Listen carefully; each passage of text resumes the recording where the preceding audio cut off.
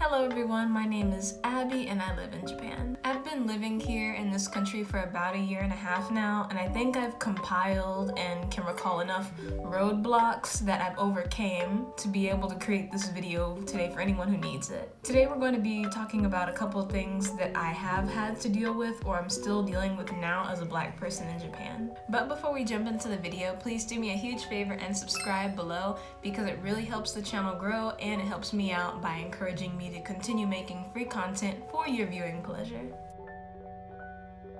A lot of people always like to stare at me, and I think it's mainly because my hair is always different and changing. I don't see the same people every day, but I know that definitely because my hair looks a lot different from everyone else's, it's something that really does catch the eye. It's not so much like my skin that stands out because there are a lot of people who are like my complexion but aren't black. So I'm pretty sure people in Japan are pretty used to that. I feel like it's mainly just like if you have hair that's different from the straight jet black hairstyle that a lot of people have here, it's gonna catch the eye. Whenever I get close enough to somebody to be able to actually have a conversation, they like to ask me like how I do my hair, did it take a long time, how do I wash it, different questions like that solely out of curiosity. And it's difficult because I can't really like, let's say we're like in the middle of a mall or I'm at work or something and someone asks me like how I did it. I can't really show them, like I don't have my crochet needle on hand, I don't have my hair moisturizers on hand, so it's really difficult for me to explain how exactly I do my hair. But sometimes I'll probably quickly pull up a video that I use, like a tutorial video on YouTube, or I'll do like hand motions like braiding, or I'll try and find the Japanese words for hair braiding, and then usually they are able to understand. I get asked questions like that a lot, very frequently. A lot of people love to try out their English on me and my husband whenever we're out and about. So if we ever meet up with like friends and then those friends bring friends that we haven't met yet, they will definitely try to use their English on us. Other Japanese people really do appreciate it a lot when you do your best to use the Japanese language, then they're comfortable. But there are some cases out there that really want to try using their English out on us. And it's totally okay. I'm not complaining, but there are some days when I really wish that they would give me a chance with my Japanese to just try to communicate in Japanese, but you never know. I encourage either way. Being able to speak the language of each other, it's a great way to bridge gaps in between societies. I think I may have mentioned this in one of my previous videos, but I always have a difficult time finding shoes in my size. I have to look in stores like H&M, and there was another store in Kyoto called 3 Star where I was able to find shoes in my size. And then there's one more store that's about a 30-minute train ride from here. I cannot remember the name of it for the life of me, but they also carry sandals in my size, so I go there for my sandals. The foot here, like the average Japanese foot size is so small in women's. Like I don't know so much about men's, but in women's, if you were like a size 10 or 11, like me, like my feet, you're gonna have a hard time. You're probably gonna have to get if you want a specific type of shoe, you're gonna have to get it like imported, take a chance and buy some online, or you're just gonna have to go to European international stores like H&M will probably be your best bet.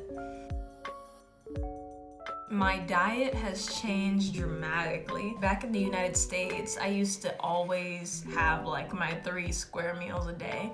Nowadays, I only eat but like 1 meal a day and maybe like a snack of like yogurt or something and a lot of water. Like I'll drink like a whole gallon of water. Like this size of water I'll drink, it takes me like about 2 days to finish one of these. Yeah, it usually takes me about 2 days to finish one of those. I'm not gonna tell you guys too much about my eating habits because I really don't want to hear it. I know what I gotta fix. Slowly but surely as time passes, things will improve when it comes to my diet. But definitely I regret how much my diet has changed because it's definitely led to me having health complications, but nothing really serious, just mainly like my skin. Sometimes my mouth would get really sensitive to things, but definitely a lot of skin issues came from my diet. So that's one thing that I've definitely had to deal with while living out here. I've also definitely lost a lot of weight. Over time, I've learned that weather here in Japan, like, I don't know if it's because Japan is an island or where it's located or just the seasons. It's like cold and windy here for like 70% of the year, but it really does affect my skin a lot. Like, it makes it very dry. I have to use lotion all the time, and this is like the biggest bottle of lotion that you can find. In the United States, they have bottles that were like as big as my head, but this is literally all you get, and this bottle is like almost $5-6. So it doesn't make any sense. Like, this country, it's not moisturized. Like, I don't feel like I could be fully moisturized in this country at a decent price. When I lived in the United States, I used to have like all these black hair care products like Cantu or Blue Magic. I would have those, and they were so cheap and so easy to find because there were beauty shops everywhere. Here, there aren't any beauty shops, so I have to get a lot of my hair care products imported using Amazon America, and then usually it takes like about 2 to 3 weeks to get here. But the only thing that sucks about it, like, I don't care about how long it takes to get here. The only thing that sucks is that it's more expensive. Like, it could be 3 to 4 times more expensive than I were to just get it in the United States. It really does add up. And I have to be really frugal when I use product on my hair. I just recently put in these spring twists that I ordered that took about 2 weeks to get here. I ordered some twist lock cream to put in with it, and so far I've had these in for a couple days and they're holding up quite nicely, so. This is the last one, but I just recently was able to accomplish this one. One of my biggest issues was being able to find a medical professional out here that actually spoke English. For the longest time, I was too afraid to actually go to like just a random clinic because they always spoke Japanese.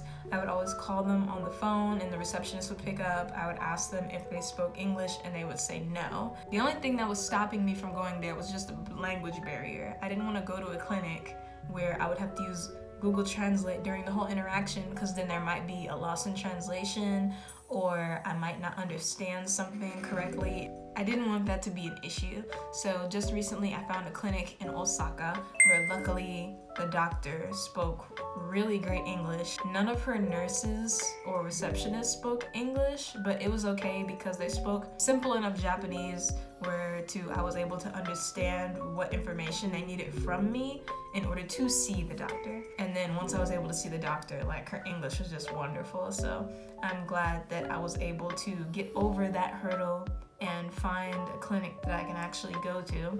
But yeah, if you're ever in Japan and looking for a medical professional, definitely look in the bigger cities that are more popular to the foreign population, because more than likely you'll find someone that speaks English. Other than those things, everything else about life out here is pretty Gucci. I really hope this video helps somebody out if you are in the United States thinking about coming to Japan, or if you're already in Japan and you just need somebody to relate to with these crazy issues that I listed off. But anyway, thank you so much for watching this video. Please subscribe down below if you want to see more videos like this one. Also, please leave a like if any of this information that I've talked about helped you find a better understanding about what situations you might come across upon living in Japan as a foreigner, or of the African heritage or ethnic heritage or whatever.